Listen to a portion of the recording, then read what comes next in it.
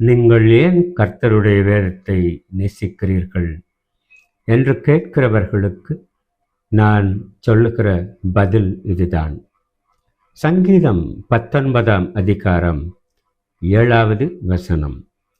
கர்த்தருடைய வேதம் குறைவற்றதும் ஆத்துமாவை உயிர்ப்பிக்கிறதுமாயிருக்கிறது. பிரியமானவர்களே, இந்த வசனத்தை ஒரு வார்த்தையாக அல்ல, என் வாழ்க்கையின் அனுபவமாக அதை பார்க்கிறேன்.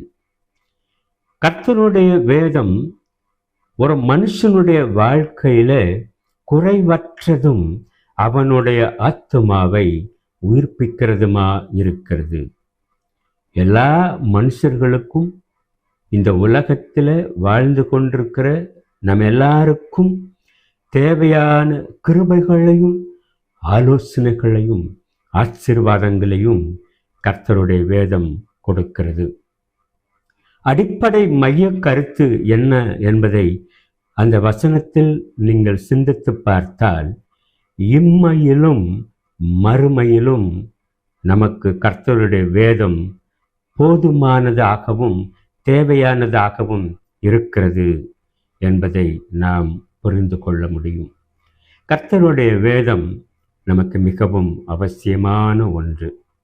ஆனால் இந்த கர்த்தருடைய வேத வசனங்களை, பரிசுத்த வேதாகமத்தை ஒரு கதை புஸ்தகம் படிப்பது போல வாசிக்கக்கூடாது. அரைகுறை வேத அறிவு மிகவும் ஆபத்தானது.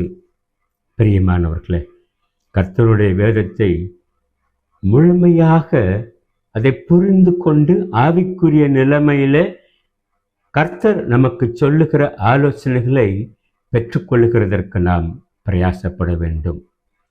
அநேக நேரங்களில் விசுவாசிகளால் ஆவிக்குரிய ஆசீர்வாதங்களை முழுமையாய் சுதந்திரித்து கொள்ள முடியாமல் போகிறதற்கு காரணம், வேத புஸ்தகத்தை ஏனோ தானோ வென்று கதை புஸ்தகம் படிக்கிறது போல வாசிப்பதுதான். இயேசு கிறிஸ்துவானவர் இந்த உலகத்தில் வாழ்ந்த பொழுது சீஷர்களுக்கும் சில நேரங்களிலே இயேசு கிறிஸ்துவானவர் என்ன சொல்லுகிறார் என்பதை புரியாமலே அவரோடு கூட போய் கொண்டிருந்தார்கள். பிரியமானவர்களே, இயேசு கிறிஸ்து வாழ்ந்த நாட்களிலே இந்த சீஷர்கள் அப்படி என்ன புரியாமல் தவறாக புரிந்து கொண்டு இயேசு கிறிஸ்துவோடு போனார்கள். நடந்த சம்பவத்தை நான் உங்களுக்கு சொல்ல ஆசைப்படுகிறேன். லூக்கா எழுதின சுவிசேஷம் 22ஆம் அதிகாரம் 44ஆம் வசனத்தை வாசித்து பாருங்கள். அவர் மிகவும் வியாகுலப்பட்டு அதிக ஊக்கத்தோடு ஜெபம் பண்ணினார். அவருடைய வேர்வை இரத்தத்தின் பெருந்துளிகளாய் தரையிலே விழுந்தது. கர்த்தராகிய இயேசு கிறிஸ்துவானவர் கெத்செமனே தோட்டத்திலே அழிந்து போகிற இந்த உலகத்தில் உள்ள மனுமக்களுக்காக பரிதபிக்கிறவராய், இந்த மனுமக்களுடைய மரணத்திற்காக பரிதபிக்கிறவராய், மரணத்திற்கு ஏதுவான துக்கம் உடையவராய், மனம் திரும்புதலுக்கு ஏதுவான துக்கம் உடையவராக அவர் அழுது வியாகுலப்பட்டு அவருடைய வேர்வை இரத்தத்தின் பெருந்துளிகளாய் தரையில விழக்கூடிய அளவிற்கு துக்கத்தோடு ஜெபம் பண்ணினார். இயேசு கிறிஸ்துவானவருக்கு ஒரு துக்கம் இருந்தது. பிரியமானவர்களே, இயேசு கிறிஸ்துவோடு இருந்த சீஷர்களுக்கு, அதே நேரத்தில் அங்கே இருந்த சீஷர்களுக்கு அந்த துக்கம் இருந்ததா? 22ஆம் அதிகாரம் 45ஆம் வசனம். அவர் ஜெபம் பண்ணி முடித்து எழுந்திருந்து தம்முடைய சீஷரிடத்தில் வந்து அவர்கள் துக்கத்தினாலே நித்திரை பண்ணுகிறதை கண்டு, இந்த சீஷர்கள் துக்கத்தினாலே நித்திரை பண்ணுகிறதை கண்டார். இயேசு கிறிஸ்துவுக்கு இருந்த அதே துக்கம் இந்த சீஷர்களுக்கும் இருந்ததா? அப்படி ஒருவேளை அதே துக்கம் இந்த சீஷர்களுக்கும் இருந்திருக்குமானால் இவர்களால் எப்படி நித்திரை செய்திருக்க முடியும்? இயேசு கிறிஸ்துவானவர் துக்கத்தோடு அழுது வியாகுலப்பட்டு ஜெபம் பண்ணுகிறார். ரா முழுதும் அவர் ஜெபித்தார் என்று வசனத்தில் நாம் பார்க்கிறோம். ஆனால் இந்த சீஷர்கள் துக்கமுடையவர்களாக இருந்தது உண்மைதான். ஆனால் இயேசு கிறிஸ்துவுக்கு இருந்த அந்த துக்கம் அல்ல. ஆகையினாலே தான் அவர்கள் அருமையாய் உறங்கிக் கொண்டிருக்கிறார்கள். அப்படி என்றால் இவர்களுக்கு இருந்த அந்த துக்கம் என்ன? அதே அதிகாரத்தில் லூக்கா 22:35 வசனத்தை பாருங்கள். பின்னும் அவர் அவர்களை நோக்கி, நான் உங்களை பணப்பையும் சாமான் பையும் பாதரட்சையும் இல்லாமல் அனுப்பின போது ஏதாகிலும் உங்களுக்கு குறைவாயிருந்ததா என்றார். இயேசு கிறிஸ்து அவர்களை பார்த்து கேட்கிறார், நான் உங்களை பணப்பையும் சாமான் பையும் பாதரட்சைகளும் இல்லாமல் அனுப்பினேன, அப்பொழுது உங்களுக்கு ஏதாவது குறைவாயிருந்ததா? சீஷர்கள் சொன்னார்கள், ஒன்றும் குறைவாயிருந்ததில்லை என்றான். பிரியமானவர்களே, இயேசு கிறிஸ்துவோடு ஒரு மனுஷன் போகிற பொழுது, இந்த இயேசு கிறிஸ்துவானவர் உங்களுடைய வாழ்க்கையில இருக்கிற பொழுது, நீங்கள் இயேசு கிறிஸ்துவோடு பிரயாணப்படுகிற பொழுது, உங்களுடைய வாழ்க்கையில ஒரு குறைவும் இருக்காது என்று பரிசுத்த வேதாகமம் சொல்லுகிறது.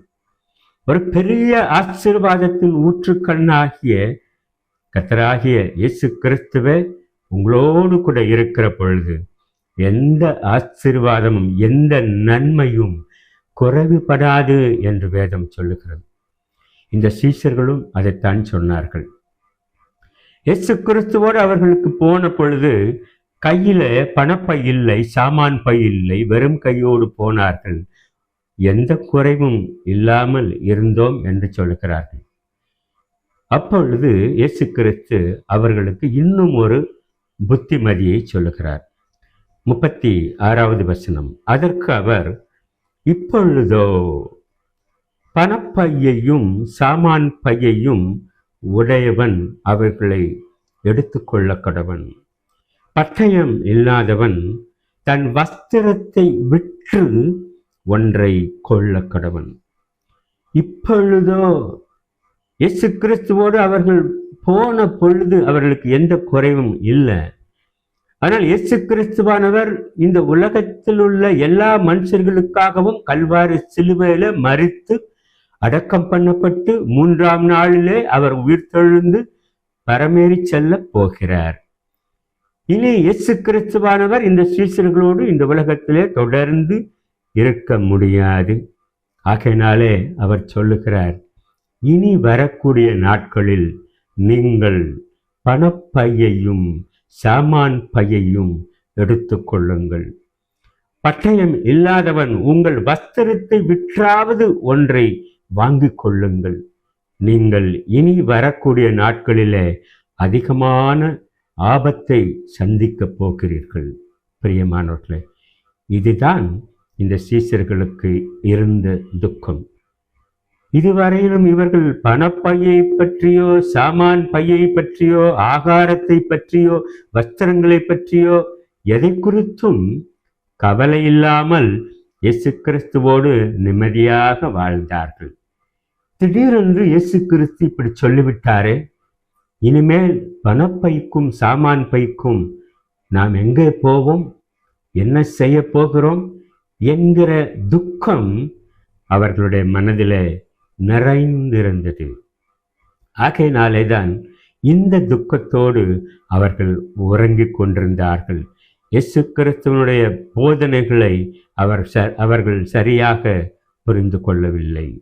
இயேசு கிறிஸ்துவானவருக்கு இருந்த அந்த மனம் திரும்புதலுக்கு ஏதுவான துக்கமோ, இந்த பொல்லாத மனுஷர்களுடைய மரணத்திற்கு ஏதுவான துக்கமோ இவர்களுக்கு இருக்கவில்லை.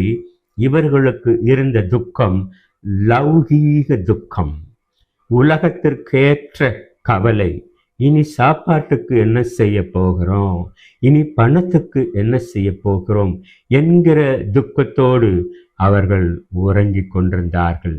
பிரியமானவர்களே, அரைகுறையான வேத அறிவு ஆபத்தானது.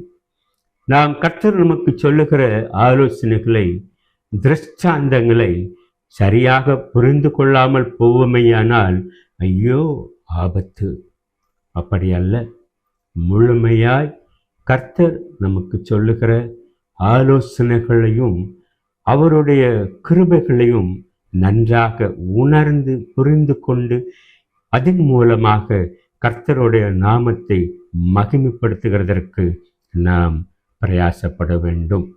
அப்படிப்பட்ட ஒரு கிருபையை, வேதத்தை வாசிக்கிற பொழுது அதை நன்றாக புரிந்து கொள்வதற்கு தேவையான ஞானத்தையும் அறிவையும் கர்த்தர் நமக்கு கொடுக்கும்படியாய் அவருடைய கரங்களில் நம்மை ஒப்பு கொடுத்து நாம் தொடர்ந்து நம்முடைய ஆவிக்குரிய ஜீவியத்தில் எழும்பி பிரகாசிக்க பிரயாசப்படுவோமா?